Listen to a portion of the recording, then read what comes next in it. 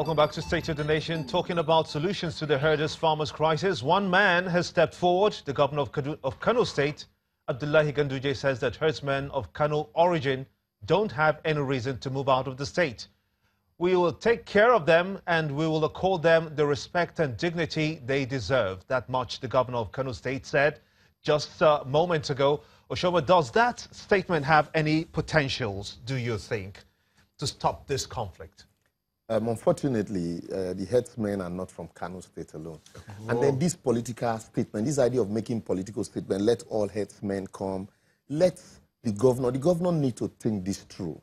It's, if you are creating opportunities for ranching, fine. But this idea of, oh, just come, there is land, you also would create problems for the future, inhabitants of some of these places where there are going to be a dispute between settlers and indigents, like the one you're having in Benue State. Now, let's not hurriedly, do things out of sentiment. Oh, yes, like you saw the governor with his Fulani dressing. And, for me, these are grandstanding. We need to find proper solutions to problems and not to begin to, create political solutions. And then when you leave office, you create a monumental problem for your successor. And then it becomes difficult to solve. So, what do you think about this? Let's look at Kano State, for instance. 63.83% of total land in Nigeria, dominantly in the north, is impinged on by desertification, of which climate variabilities and anthropogenic activities such as deforestation, extensive cultivation, overgrazing are major concerns and causes. Can Kano State sustain what it's about to start? The issue is how did Israel turn its desert into a grassland? How did Dubai do that? How did Dubai turn their into grassland also? Nigeria is partnering Israel in agriculture and the rest. Are they doing it in the South, where we already have all the greenery we need and so on? Why don't they go there and put these things, turn this desert into the same greenery that they have done in Israel? So that at the end of the day, this issue of even grazing pathways and so on should not even come. And apart from that, you see, we talk about cattle. Is it not beef to eat? Can't you set up a processing factory in and around these places and then slaughter these things and then fly them here and there and sell them to whoever needs to eat them? Is it everybody that eats beef in the first place? They may not necessarily be classified as things. They are agricultural produce, as a matter of fact. But looking at this, what do you think about colonies?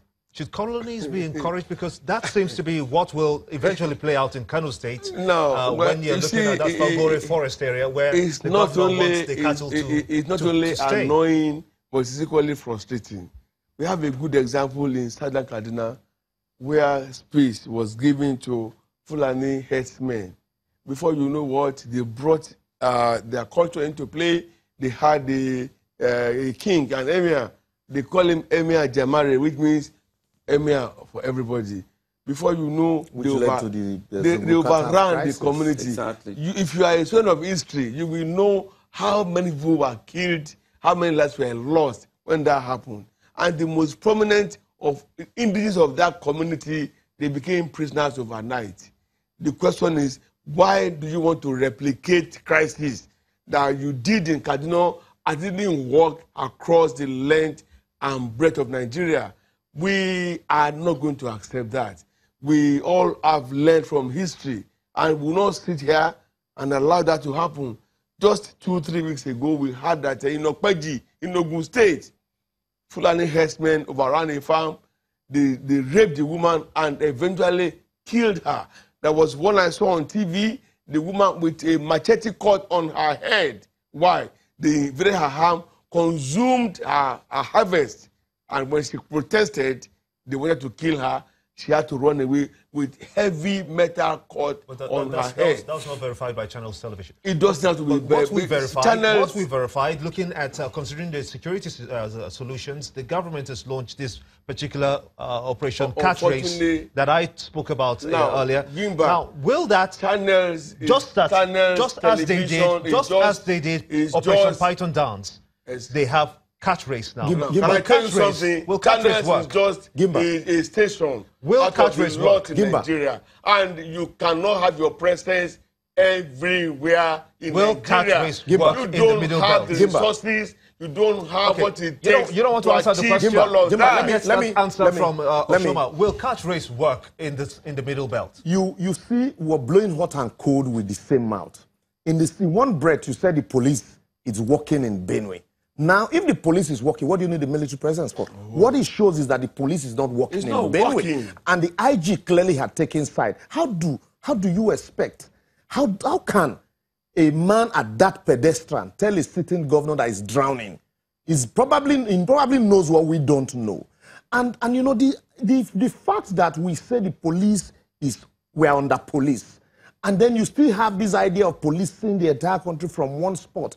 And as I tell you now, our military are fighting internal battles across the country. Is it in the Northeast? Is it in the Middle Belt? Is it in the Niger Delta? Operation this, Operation that. And at the end of the day, you overstress them. All of these crises, you don't need them. And so, Operation Cat Race, or whatever you call it, will just be a knee-jerk approach to the issues. But it will not solve the problem. Let me take that as your last. Let me also help you.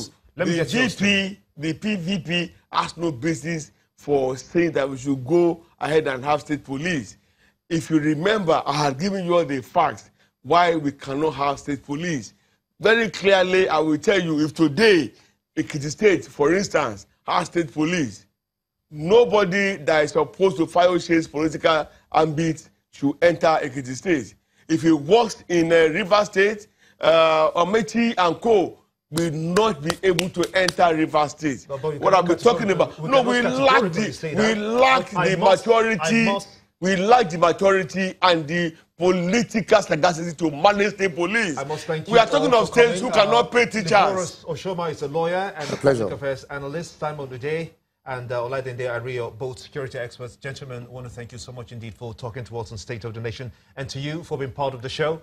Thank you so much for watching. I'm Gimba Umar, and this is State of the Nation.